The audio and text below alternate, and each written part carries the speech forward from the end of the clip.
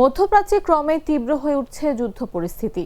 অঞ্চলটিতে টানা সপ্তম রাতের মতো যুক্তরাষ্ট্র ও ইরানের মধ্যে প্রাণঘাতী হামলা পাল্টা হামলার ঘটনা ঘটেছে। মার্কিন সামরিক বাহিনী ইরানের সামরিক অবকাঠামো লক্ষ্য করে ব্যাপক বিমান ও ক্ষেপণাস্ত্র হামলা চালিয়েছে। পাল্টা জবাবে ইরানও কুয়েত ও জর্ডানে থাকা মার্কিন সামরিক ঘাঁটিতে ড্রোন হামলা করেছে। শনিবার যুক্তরাষ্ট্রের সেন্ট্রাল কমান্ড জানিয়েছে, মার্কিন সামরিক বাহিনী ইরানের ওপর টানা সপ্তম রাতের মতো হামলা সম্পন্ন করেছে।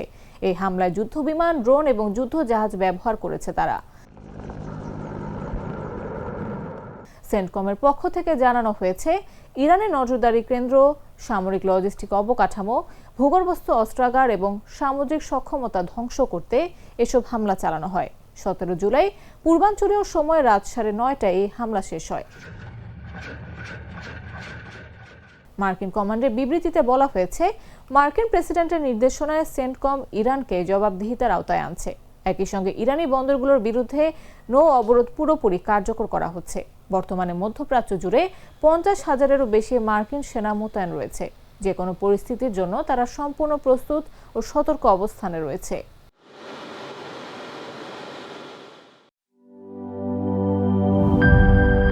টক ঝাল স্বাদের প্রাণ হজম ক্যান্ডি সব হজম করে দেয়।